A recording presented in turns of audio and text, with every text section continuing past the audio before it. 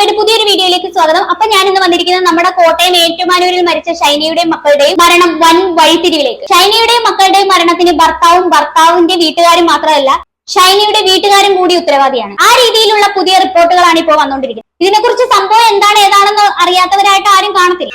എന്തായാലും വലിയ രീതിയിൽ ഈ സംഭവം ചർച്ചയായിട്ടുണ്ട്. ഇത് അറിയാത്തവർക്ക് വേണ്ടി ഞാൻ ജസ്റ്റ് ഒന്ന് എക്സ്പ്ലെയിൻ ചെയ്തു തരാം. കുറച്ച് ദിവസങ്ങൾക്ക് മുമ്പാണ് ഷൈനിയും 2 പെൺമക്കളും ഒരു റെയിൽവേ ട്രാക്കിൽ കെട്ടിപ്പുണർന്നുകൊണ്ട് മരണത്തെ ഉൾകിയത്. ഷൈനിക്ക് ഈ 2 പെൺമക്കൾ കൂടാതെ ഒരു ആൺകുട്ടിയും ഉണ്ട്, 10ാം ക്ലാസ്സിൽ പഠിക്കുന്നു. ഷൈനിക്ക് ഭർത്താവിന്റെ വീട്ടിൽ നിന്ന് ഒരുപാട് ശാരീരികവും മാനസികമായിട്ടുള്ള ഒരുപാട് ഉപദ്രവങ്ങൾ ഏറ്റിട്ടുണ്ടായിരുന്നു.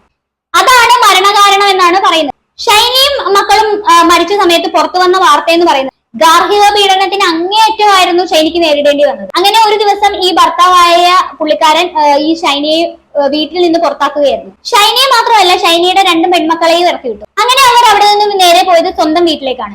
ഷൈനി സ്വന്തം വീട്ടിൽ നിൽക്കുന്ന സമയത്തും ഭർത്താവായിട്ടുള്ള നോബി ഉപദ്രവം നിർത്തിയിട്ടില്ല. ജോലിക്കൊക്കെ ഇവർ ശ്രമിച്ചുകൊണ്ടിരുന്ന സമയത്തൊക്കെ അതും ഈ നോബിയുടെ സഹോദരനും കൂടി ഒരുപാട് ജോലികൾക്ക് ഇവർ അപ്ലൈ ചെയ്യുമ്പോൾ അത് പിന്നെ ഈ ഒരു പള്ളിയിലച്ഛനാണ് ഈ സഹോദരൻ എന്ന് പറയുന്നത്. അവരുടെ സ്വാധീനം ഉപയോഗിച്ച് ഇവരുടെ ജോലിയെല്ലാം കിട്ടാതാക്കുകയായിരുന്നു. ജീവിക്കാനുള്ള എല്ലാ വഴികളും അടഞ്ഞതോടെ സഹികെട്ടാണ് മക്കളെയും കൂട്ടി ഷൈനി ആത്മഹത്യ ചെയ്തത്. ഇതാണ് ഇതുവരെ വന്ന വാർത്തകൾ എന്ന് പറയുന്നത്. എന്നാൽ ഈ വാർത്തകളുമായി ബന്ധപ്പെട്ട് പുതിയ ചില വിവരങ്ങളും കൂടി പുറത്തു വന്നിരിക്കുകയാണ്. തുടക്കത്തിൽ പറഞ്ഞ പോലെ ഷൈനിയുടെ ഭർത്താവിന്റെ വീട്ടുകാരും മാത്രമല്ല ഷൈനിയുടെ സ്വന്തം അപ്പനും ഇതിന് ഉത്തരവാദിയാണ്. അപ്പൊ ഇവിടെ എന്താണ് സംഭവിച്ചതെന്ന് പറഞ്ഞാൽ ഈ ഷൈനി ഇറങ്ങി വന്നതിന് ശേഷം കുറെ നാള് ഒരു 9 മാസത്തോളം ഷൈനിയുടെ വീട്ടിൽ തന്നെയായിരുന്നു താമസിച്ചത്. പക്ഷെ ഈ ഒരു സാഹചര്യത്തിൽ ഇറങ്ങി വരുമ്പോൾ ഷൈനിയെയും മക്കളെയും ചേർത്ത് പിടിക്കേണ്ടതിന് പകരം ഈ അപ്പനും അമ്മയും മോളെ കുറ്റപ്പെടുത്തുകയായിരുന്നു ചെയ്തത്. പിന്നീട് അവരെല്ലാം ഷൈനിയെ ഒരു ബാധ്യതയായിട്ടാണ് കണ്ടത്.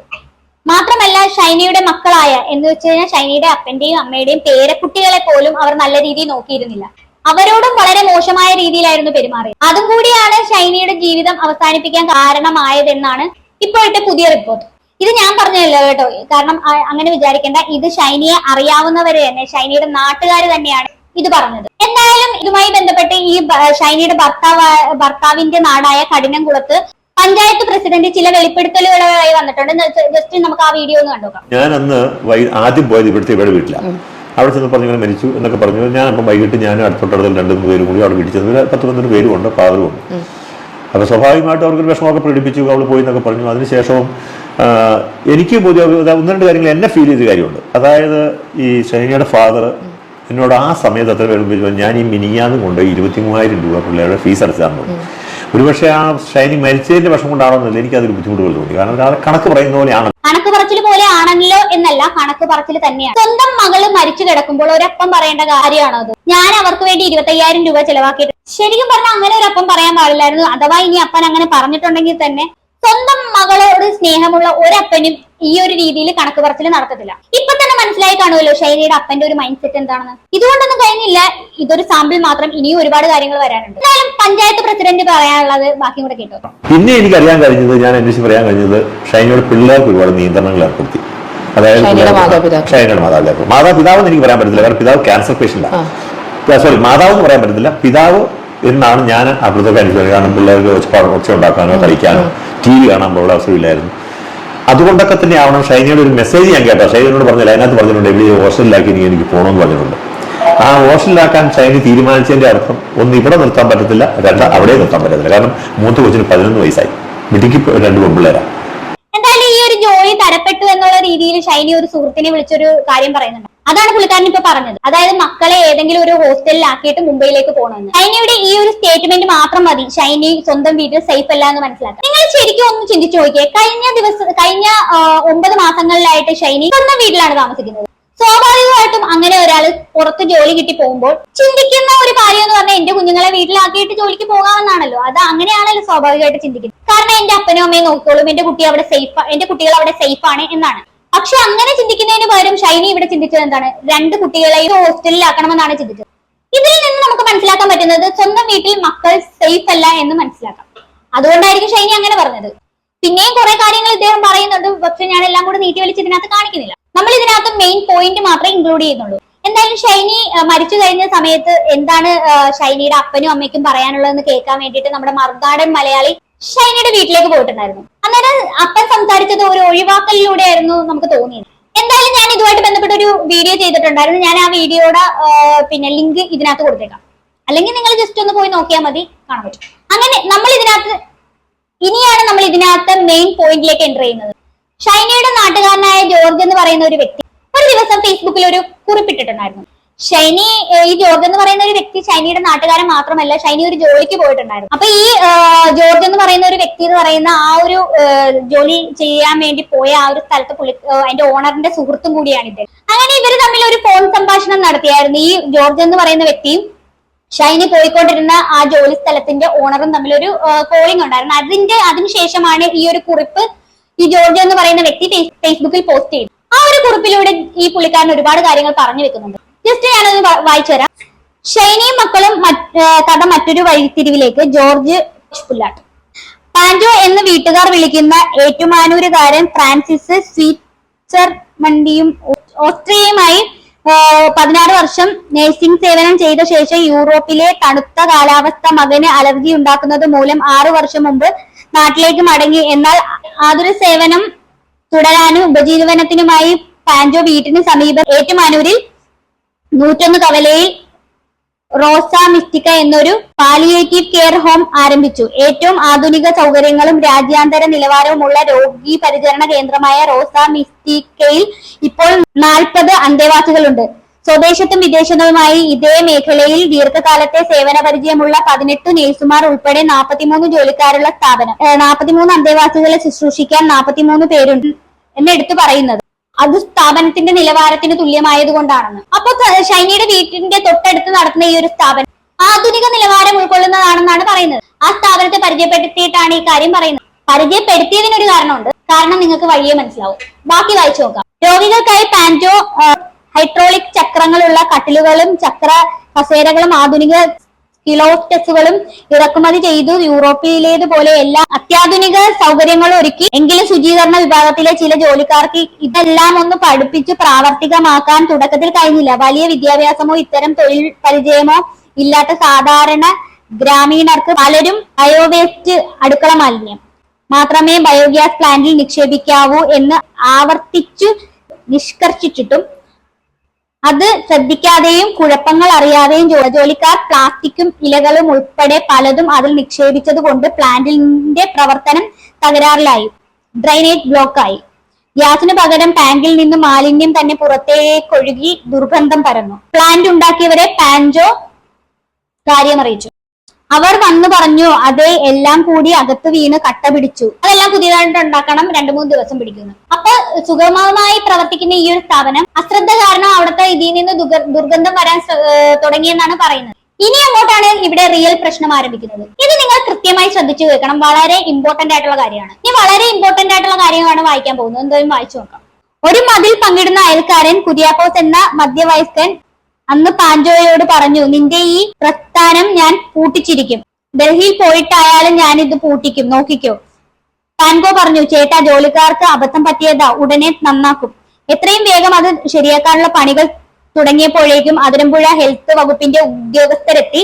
വനിതാ ഹെൽത്ത് ഇൻസ്പെക്ടർ പാൻജോയോട് പറഞ്ഞു, നിന്റെ സ്ഥാപനത്തിലെ ടാങ്ക് പൊട്ടി ഒഴുകിയിട്ട് ദുർഗന്ധം പരക്കുന്നതായി പരാതി വന്നിട്ടുണ്ട്, അന്വേഷിക്കാൻ വന്നതാ. അപ്പോ ആരാ പരാതിക്കാരൻ ഉള്ളതല്ലാതെ മറ്റാരാണെന്ന് പറഞ്ഞ് അവർ തൊട്ടടുത്ത വീട്ടിലേക്ക് കണ്ണു നീട്ടി. പാൻജോ ഞെട്ടിപ്പോയി. തൊട്ടടുത്ത വടകരയിൽ വീട്ടിലെ കുര്യാക്കോസ് തന്നെ. റോസ മിസ്റ്റിക്കയുടെ ആരംഭകാലം മുതൽ തന്നെ അയാൾ ശത്രുത പുലർത്തിയിരുന്നെങ്കിലും ഇങ്ങനെ ഒരു പരാതി ഉണ്ടാകുമെന്ന് പാൻജോ. അപ്പൊ ഇവിടെ ഷൈനിയുടെ അച്ഛൻ നൈസായിട്ടൊരു പണി കൊടുത്തതാണ്. ആ ബയോഗ്യാസ് പ്ലാന്റിന്റെ ദുർഗന്ധം മുതലെടുത്ത് ഹെൽത്തിൽ കൊണ്ടുപോയി അയാൾ പരാതി കൊടുത്തു. ശരിക്കും ഈ പരാതി ജെനുവിനാണെന്ന് നമുക്ക് ചിന്തിക്കാം. കാരണം ദുർഗന്ധം അവരെയും ബാധിക്കുമല്ലോ. അത് കഴിഞ്ഞ് പുള്ളിക്കാരൻ കുറച്ച് കാര്യങ്ങൾ ചെയ്തിട്ടുണ്ട്. റോസ മിസ്റ്റിക്കയുടെ ആരംഭകാലം മുതൽ തന്നെ അയാൾ ശത്രുത പുലർത്തിയിരുന്നെങ്കിലും ഇങ്ങനെ ഒരു പരാതി ഉണ്ടാകുമെന്ന് പാൻജോ പ്രതീക്ഷിച്ചിരുന്നില്ല. അവിടെ കാര്യമായ കുഴപ്പമൊന്നുമില്ലെന്ന് ഹെൽത്തുകാർ മടങ്ങിപ്പോയി. ദുർഗന്ധം പരത്തുന്നു എന്ന് മാത്രമല്ല, അന്തേവാസികൾക്ക് തീരെ നിലവാരം കുറഞ്ഞ ഭക്ഷണമാണ് കൊടുക്കുന്നതെന്ന് കൂടി കുറെ ആൾക്കാരെ കൂടി അയാൾ പരാതി കൊടുത്തു. അങ്ങനെ ഹെൽത്തുകാർ വീണ്ടും വന്നു. ഹെൽത്ത് ഇൻസ്പെക്ടറും സംഘവും എല്ലായിടവും കർശനമായിട്ട് പരിശോധിച്ചു. ഫ്രിഡ്ജും ഫ്രീസറും അടുക്കളയും പരിശോധിച്ച അവർക്കൊപ്പം നിന്ന് പാൻജോ കാര്യങ്ങൾ വിശദീകരിച്ചു. പരാതിയിൽ കഴമ്പില്ലെന്ന് ബോധ്യമായ അവർ നടപടിയെടുക്കാതെ പുഞ്ചിരിയോടെ മടങ്ങിപ്പോയി. എങ്കിലും നിന്റെ പ്രസ്ഥാനം ഞാൻ പൂട്ടിക്കും എന്ന് കുര്യാക്കോസ് ഇടയ്ക്കിടെ ഭീഷണിപ്പെടുത്തിയിരുന്നെന്ന് പാൻജോയും അത് പാൻജോയെ അസ്വസ്ഥമാക്കി. കാരണം വല്ലപ്പോഴും ഒക്കെ അവിടെ എത്തുന്ന 2 പെൺകുട്ടികൾ തന്റെ ശരിക്കും ഇയാളുടെ പിന്നാലെ നടന്ന് ഇങ്ങനെ ശല്യം ചെയ്യാനുള്ള ഒരു പ്ലാൻ ആയിരുന്നു ഈ പുള്ളിക്കാരൻ. എങ്ങനെയെങ്കിലും ഈ സ്ഥാപനം കൂട്ടിക്കണമെന്നുള്ള ചിന്ത മാത്രമേ പുള്ളിക്കുണ്ടായിരുന്നു. ആദ്യം തന്നെ കണ്ടില്ലേ, ബയോഗ്യാസിൽ നിന്ന് ദുർഗന്ധം വരുന്നു എന്ന് പറഞ്ഞ് പിന്നെ ആഹാരങ്ങൾ ഈ അവർക്ക് അവിടെയുള്ള അന്തേവാസികൾക്ക് കൊടുക്കുന്നത് ചീത്ത ഫുഡാണെന്നൊക്കെ പറഞ്ഞ് അങ്ങനെയും പരാതി കൊടുത്തു. അലീനയും ഇവാനയും പാൻജോയുടെ കുട്ടികളുടെ കൂട്ടുകാരായ കുട്ടികളായിരുന്നു. പാൻജോയുമായി ഫോണിൽ സംസാരിച്ചപ്പോൾ അദ്ദേഹം എന്നോട് പറഞ്ഞ ചില കാര്യങ്ങൾ ഞാൻ കുറിക്കുന്നു. ഈ കുര്യാക്കോസ് ചേട്ടൻ കുറെ വർഷങ്ങൾക്ക് മുൻപ് അതിരമ്പുഴയിൽ നിന്ന് ഇവിടെ വന്നു താമസമാക്കിയതാ. പണ്ട് ടൈലിന്റെ പണിയൊക്കെ ചെയ്തിരുന്നതാ. പിന്നെ ബസ് മേടിച്ചു. അതെല്ലാം പൊട്ടി പുള്ളിയുടെ 5 പിള്ളേരിൽ മൂത്തതാ ഷൈനി. അവര് വല്ലപ്പോഴും ഒക്കെ തൊടുപുഴയിൽ നിന്ന് ഇവിടെ വരുമ്പോ ഞങ്ങൾ കാണും. എന്തേലും പ്രശ്നമുള്ളതായി തോന്നിയിട്ടില്ല. എന്നാൽ കുറച്ചു മാസങ്ങൾക്ക് മുമ്പ് അവരിവിടെ വന്നു റോസ്താനിസ്റ്റിക്കയിൽ ഒരു ജോലി തരാമോ എന്ന് ചോദിച്ചാണ് വന്നത്. അന്നേരം കുറെ സങ്കടങ്ങളൊക്കെ പറഞ്ഞു. പൊതുവെ ഒത്തിരി വർത്താനം പറയാത്ത ഷൈനി അന്ന് ഒത്തിരി പൊതുവെ സംസാരിക്കാത്ത പുള്ളിക്കാരി അന്ന് ഭയങ്കര സങ്കടത്തിലായിരുന്നു. പുള്ളിക്കാരുടെ കഴുത്തിൽ കരിനീല പാടുകൾ ഉണ്ടായിരുന്നു. അച്ചാച്ചൻ അമ്മയെ നിലത്തൂടെ വലിച്ചിഴച്ചു അടിച്ചു എന്നൊക്കെ പിള്ളേര് പറഞ്ഞു. ഇവിടെ വേക്കൻസി ഇല്ലാഞ്ഞിട്ടും അവരുടെ അവസ്ഥ കണ്ടിട്ട് ഞാൻ ജോലി കൊടുത്തു. ആദ്യമൊക്കെ ഷൈനി അപ്പച്ചനെയും അമ്മച്ചിയെയും നല്ലതുപോലെ നോക്കുമെങ്കിലും എപ്പോഴും ഒരു മൗനമാണ്. ഒരു മാസം കഴിഞ്ഞപ്പോഴേക്കും എല്ലാവർക്കും ഷൈനിയെ വലിയ കാര്യമായി. ഷൈനിയും എല്ലാവരുമായിട്ട് കൂട്ടായി. ഇടയ്ക്ക് കയറി ഞാൻ ചോദിച്ചു, പാൻജോ ഒന്ന് ചോദിച്ചോട്ടെ, ഷൈനിക്ക് എത്ര ശമ്പളം ഉണ്ടായിരുന്നു? 16,000 രൂപ അന്ന് ശമ്പളം കൊടുക്കുമായിരുന്നു. ആ ജോലിക്ക് സാധാരണ തുടക്കക്കാർക്ക് കൊടുക്കുന്നതിലും 1000 കൂടുതൽ കൊടുത്തിരുന്നു. സ്വന്തം വീട്ടിലായത് കൊണ്ട് വേറെ ചെലവൊന്നുമില്ലല്ലോ.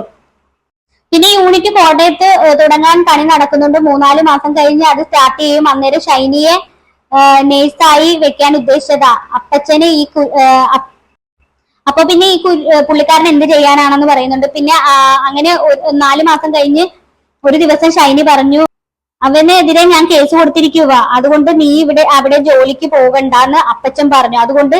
അതുകൊണ്ട് സാറേ, എനിക്കിനി ജോലിക്ക് വരാൻ പറ്റില്ല. ഞങ്ങള് ഞായറാഴ്ച പള്ളിയിൽ പോയിട്ട് വേദപാഠം കഴിഞ്ഞു വരുമ്പോൾ ഷൈനിയുടെ പിള്ളേരും ഞങ്ങളുടെ കൂടെ കാറിൽ പോരും. കുറെ നാൾ അങ്ങനെയായിരുന്നു. പക്ഷെ ഒരു ദിവസം ആ പിള്ളേർ വണ്ടിയിൽ കയറാൻ മടിച്ചു നിന്നു. ചോദിച്ചപ്പം അവൾ പറഞ്ഞു, ഇനി മേലെ അവരുടെ അടുത്ത് മിണ്ടരുതെന്നൊക്കെയാ പറയുന്നത്. ഇനി മേലാൽ അങ്കിളിന്റെ വണ്ടിയിൽ കയറരുതെന്ന് വല്യപ്പച്ചൻ പറഞ്ഞു. അത് പറഞ്ഞിട്ട് അവര് അങ്ങ് പോയി. അങ്ങനെ കുര്യാക്കോസ് ആ പിള്ളേർക്ക് ഒറ്റി കൊടുത്തില്ലേരും മിണ്ടാൻ പോലും കൂട്ടാക്കിയില്ല. കാരണം വല്യപ്പയെ പേടിയാണ്. അത്രയ്ക്കും ദുഷ്ടനാണ് അയാൾ. സത്യത്തിൽ 9 മാസം സ്വന്തം വീട്ടിൽ നിന്നിട്ട് പോലും അവർക്കൊരു സമാധാനം ഇല്ലായിരുന്നു എന്നാണ് പറയുന്നത്. ഇങ്ങനെയൊക്കെ ഒരുപാട് കാര്യങ്ങളാണ് പുള്ളിക്കാരൻ അതിനകത്ത് കുറിച്ചിട്ടിരിക്കുന്നത്. അപ്പൊ ചുരുക്കി പറയുവാണെങ്കിൽ കഴിഞ്ഞ 9 മാസമായിട്ട് സ്വന്തം വീട്ടിലും ഷൈനയുടെ ജീവിതം അത്ര സുഖകരമല്ലായിരുന്നു. ഇതിൽ നിന്ന് അത് വേണം നമ്മൾ മനസ്സിലാക്കാൻ. എനിക്ക് തോന്നുന്നു ഷൈനിയും മക്കളും ജീവിതം അവസാനിപ്പിക്കാൻ സ്വന്തം വീട്ടുകാരും കൂടെ കാരണമാവുന്നു എന്നാണ്. ഒരു സൈഡില് ഭർത്താവിന്റെ വീട്ടുകാരും, പിന്നെ ഒരു സൈഡിൽ സ്വന്തം വീട്ടുകാരും ഇങ്ങനെ നിൽക്കുമ്പോഴത്തേക്കും അവരുടെ മാനസിക നില വളരെ ഭയങ്കരമായിട്ട് മോശമായിരുന്നിരിക്കും. അപ്പൊ എന്താണ് ഇത് കേട്ടിട്ട് നിങ്ങൾക്ക് തോന്നുന്നതെന്ന് വെച്ച് കഴിഞ്ഞാൽ താഴെ കമന്റ് ബോക്സിൽ കമന്റ് ചെയ്യുക. അപ്പൊ ലൈക്ക് ചെയ്യുക, ഷെയർ ചെയ്യുക, സബ്സ്ക്രൈബ് ചെയ്യുക. അപ്പം അടുത്തൊരു വീഡിയോ കാണുന്നവരെ ബൈ ബൈ.